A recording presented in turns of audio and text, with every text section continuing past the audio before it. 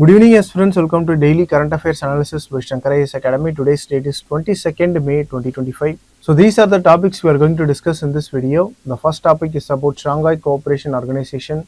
The second topic about the International Booker Prize 2025. The third topic about mangrove restoration in Tamil Nadu. The fourth one about the scheme-based workers. The fifth topic is about India's climate future. So these are the five important topics we are going to discuss here. Now let us get into the discussion. Now look at this article. The recent trade union leaders meeting of Shanghai Cooperation Organization has been held, and this is why this news appeared in the news. And in this trade union leaders meeting, they discussed about the impacts of artificial intelligence on workers of these countries. So this is the news. In this context, let us brush up the basics about Shanghai Cooperation Organization.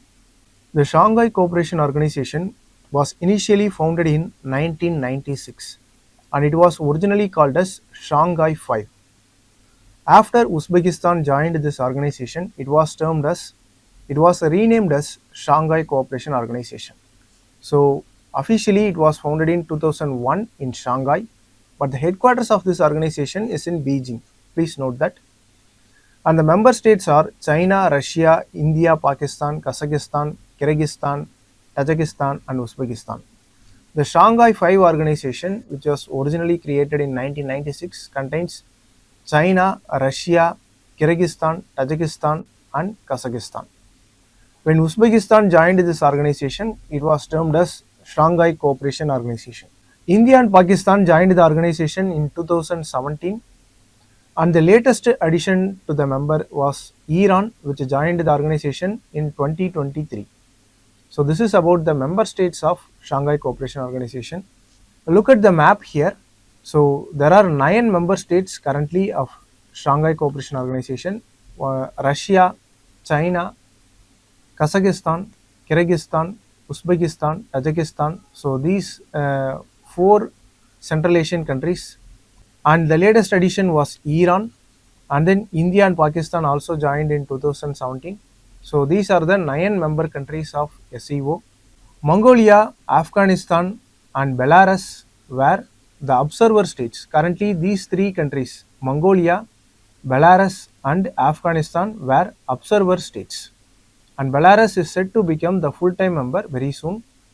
So 9 full-time members and 3 observer states. And there are many other dialogue partners like countries like Turkey, Armenia, Azerbaijan, Egypt, etc. So there are many dialogue partners, but there are only 3 observer states and 9 member states. So note these bordering countries of these 9 states and the location of these 9 member states. The official language of SCO is Russia and Chinese. So as I said earlier, Afghanistan, Belarus, Mongolia were the observer states, and Iran has become the member state in 2023. The trust, benefit, equality, cultural respect, development are the core principles, and this Shanghai Cooperation Organization mainly functions to eradicate the extremism and separatism in the member states. And there was a body called the RATS, which was mainly focused on combating the terrorism in the member states. And India is actively working with the Shanghai Cooperation Organization to combat the terrorism in the affected areas along with the Pakistan. So this is the basics about SCO. Now look at this MCQ. Which of the following countries border Caspian Sea? So this MCQ, this is because we have discussed about the member countries of Shanghai Cooperation Organization, and Caspian Sea is one of the major area in this Central Asia. So we have to note the bordering countries of Black Sea, Caspian Sea, Aegean Sea, Adriatic Sea, Baltic Sea. So these are often reflected in prelims examination. So here the answer will be Kazakhstan, Iran, Turkmenistan, not Afghanistan. So first 3 countries border the Caspian Sea, and Afghanistan doesn't border the Caspian Sea. Now look at this map.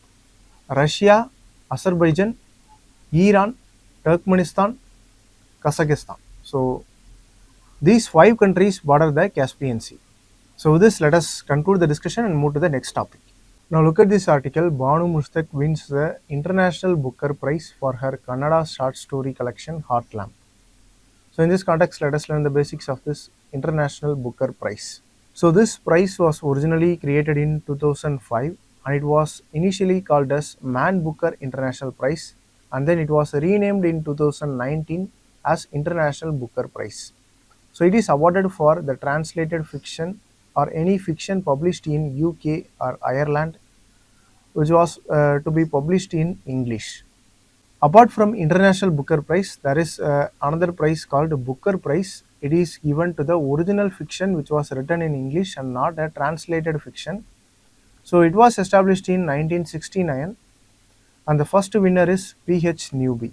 For many years, this Booker Prize was confined to the nationalities of Commonwealth nations, but in 2014, they expanded this Booker Prize to any nationality for all countries, not just Commonwealth nations. So these are some of the notable winners of this Booker Prize from India. The first Indian citizen to win this International Booker Prize is Arundhati Roy, who won for her book The God of Small Things in 1997. Now look at this prelims practice question.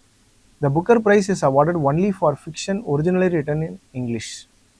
Yes, this statement is correct. International Booker Prize is awarded for translated works of fiction. Yes, this statement is correct. Both prizes are awarded exclusively to the authors of Commonwealth countries. No, the statement is incorrect. Because in 2014, this prize was extended to all the nationalities. That means it can be given to any person anywhere in the world. So not just Commonwealth countries. So the first two statements are correct. The third statement is incorrect. With this, let us wind up the discussion and move to the next topic. Now look at this article. Mangrove belt takes route along Buckingham Canal in Chennai. Recently, Tamil Nadu Forest Department has been planting mangrove species along the Buckingham Canal. So they are planting the native mangrove species along this canal and clearing away the invasive species. So this is a part of ecological restoration of this Buckingham Canal. So in this context, let us discuss about this Buckingham Canal and about the mangroves. Now look at this previous year prelims question. This question was taken from 2014 prelims. So this would be relevant here. Wetlands and confluence of rivers. Look at the first one. Harike wetlands, confluence of Bees and Sutlej. This is correct. Keoladia Ghana, this is in Rajasthan. And confluence of Banas and Chambal, this was incorrect because it was confluence of Balganga and Gambhir river. So this pair was incorrect. And Koleru Lake, confluence of Musi and Krishna. So this pair is also incorrect because Koleru Lake is a freshwater lake in Andhra Pradesh and it is not a confluence of any river. It is present between Krishna and Godavari river. So this pair is also incorrect. So the correct answer is option A, one only. So we have to read about the wetlands, the Ramsar sites. This Keoladia Ghana is also a Ramsar site and it is a UNESCO World Heritage Site. So the mangroves, the location of mangroves in India. So these are the things we have to note for the prelims. Now look at this map. This is a Buckingham Canal. It extends from Puducherry in the south to Kakinada in Andhra Pradesh in the north. So this canal is also a part of National Waterways 4. So we have 5 important national waterways as a part of National Water Transport System in India. And this National Waterways 4, this includes the Buckingham Canal. So the Buckingham Canal starts from Puducherry and extends up to Kakinada in Andhra Pradesh. So it travels through 2 states, Tamil Nadu and Andhra Pradesh, and it also passes through the Union Territory of Puducherry. So this is the National Waterway 4. And this is where the Buckingham Canal is located along the eastern coast of Tamil Nadu. So now the Tamil Nadu Forest Department under the TN Green Mission, they also called as Green TN Mission. So they are planting the native species of mangroves along this canal to restore its ecological capacity. Originally this Buckingham Canal was built by British in 19th century and it was named after the Duke of Buckingham, who was also the governor of Madras then. And this canal was built for navigation purposes and also for the flood management. But this canal was not properly maintained and now it is being rejuvenated and gaining its ecological importance. So this is about the Buckingham Canal. Now look at the basics of mangroves. Mangroves are salt tolerant trees and they are mostly grown along the estuaries and the coastal regions. So they are adapted to the salt ecosystem. They have the aerial roots. Look at this image here. These are the nematophores, the aerial roots of the mangroves. So they protrude outside of the soil for the aeration. The roots also breathe, and this kind of roots are called nematophores. These mangroves have viviparous reproduction. It means the seeds germinate within the tree itself.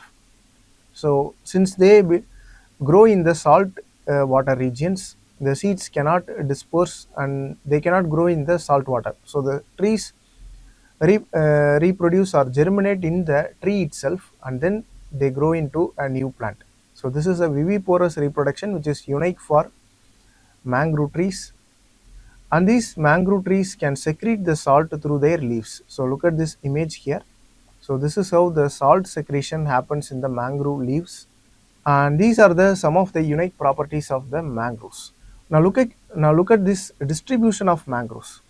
So from Gulf of Kutch in Gujarat and Bhavnagar estuary, Mumbai mangroves, Azure estuary near Goa, Kundapur mangroves in Karnataka region, and the Cochin estuary mangroves, and the Muthupet, Kaduveli and Pichavaram mangroves, and also the Pulicat mangroves.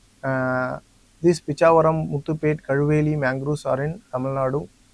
The Pulicat mangroves, Godavari Krishna Delta mangroves, Mahanadi mangroves, Bitarkanika mangroves, and Sundarban mangroves in West Bengal. So nearly all of the coastal state of India has mangroves, and Andaman Nicobar also has mangroves. Please note that. The Lakshadweep has coral reefs, Andaman Nicobar has mangroves. So these are the distribution of mangroves in India. So with this, let us conclude the discussion and move to the next topic. Now look at this article. It is about the scheme-based workers. Scheme-based workers like Anganwadi workers, Anganwadi helpers, ASHA workers, midday meal workers. So they are crucial to India's welfare system delivery. They run important programs like ICDS, National Health Mission, Midday Meal Scheme. Even though they have important role, they continue to face legal uncertainty. They also face the poor working conditions and a lack of social security. So these are the important challenges they face, and it is what discussed in this editorial article. So we are going to discuss about the scheme-based workers, what is their role, and what are the challenges they face, and what are the reforms needed. So we are going to analyze this topic in the mains exam perspective. Now let us get into the discussion. Now who are the scheme-based workers? They are individuals who are hired by the government to deliver the essential services. The essential services may include health, nutrition, education, or anything else. They are often considered as volunteers or independent contractors. This means they don't get the same rights and protection as a regular government employee. So they are just an independent contractor or volunteer. So they are not considered as a regular government employee. So this is why they don't get enough rights and protection like the employees. Even though they do the most important works in the society and they help in essential public service delivery and the welfare system deliveries, they don't get the same rights and protections as the government employees. Now these are the important challenges regarding the scheme-based workers. Firstly, they don't have any legal status as workers. In cases like State of Karnataka versus Amir B. Rose in 2006, the court ruled that the Anganwadi workers are not considered as workers under the labor laws. So even the court said that they are not considered as workers under the labor law. So as a result, they are excluded from the labor protections. For example, the labor protections like minimum wages, job security, and the rights to unionize. So these rights are not available to them because they are excluded from the labor protections under labor law. So this is one important challenge. The next one is poor and unstable wages. There is no fixed wages for them, and in many states they earn less than the minimum wage. So the poor and unstable wages are an important challenge regarding the scheme-based workers. Another important challenge is they don't have enough social security. Most of them are not covered under the schemes like EPF or ESI. They don't also have any paid leave. So they don't often receive maternity benefits or insurance for the workplace injuries. Now, what are the reforms that are needed to protect these scheme-based workers? One is legal recognition. The labor laws must be updated to officially recognize the scheme-based workers, not as volunteers. So, the legal recognition or statutory recognition is an important step for their protection. Next one is granting them fair wages. All scheme-based workers should get minimum wages as per law. Next one is social security coverage. They should be included under employment provident fund or similar schemes such as this employment provident fund. So they will get enough social security. They should be provided with maternity leave, health insurance and job related safety benefits. So this social security coverage is another important step for protection of these rights of scheme based workers. And next important reform should be about the regularization and career growth. There should be a central policy to integrate the scheme based workers into permanent government jobs. They should get enough training, they should be granted promotions and career growth opportunities. So these are some important reforms that need to be done to prioritize the scheme based workers into government jobs. So we have seen some important challenges regarding scheme based workers. We have seen what are scheme based workers and what are the reforms that needed to be done. So the issue of scheme based workers is not just about employment, it is about the dignity, social justice and inclusive governance. So without their recognition and integration into the formal structure of government employment, so they should be treated equal with the government employees and not just as volunteers. Only then India's welfare delivery system will become strong. The regularization, fair pay and legal protection are essential for their improvement. So with this, let us conclude the discussion and move to the next topic. Now look at this article. India is increasingly facing repeated climate-related disasters.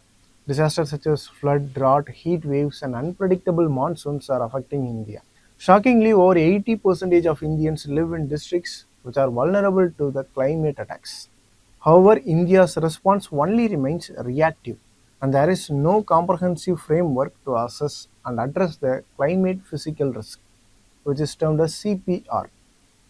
So we don't have any framework to address this climate related risk in a scientific and a coordinated manner. So this is what discussed here. Now what is a climate physical risk? That is CPR, a term recently seen in the news. This climate physical risk means direct impact of the climate change that can damage the lives, livelihoods and infrastructure. So these risks are divided into two. One is acute risk and another one is chronic risk. Acute risk, which means sudden events like flood, cyclone and heat waves. And chronic risk means long-term issues like changing rainfall pattern or droughts or rising sea levels. So the sudden events like floods and cyclones come under the acute risk, and the long-term issues like the changing of rainfall patterns come under the chronic risk. So these are the two types of risk under the climate physical risk. So this climate physical risk has a formula. This formula, that is CPR, is equal to hazard into exposure into vulnerability. Here hazard is a type of the climate threat, whether it is a category 5 cyclone or whether it is an extreme drought. So this is a severity of the climate threat, and exposure means what is at risk, whether people or infrastructure like roads, homes or whether the agricultural crops.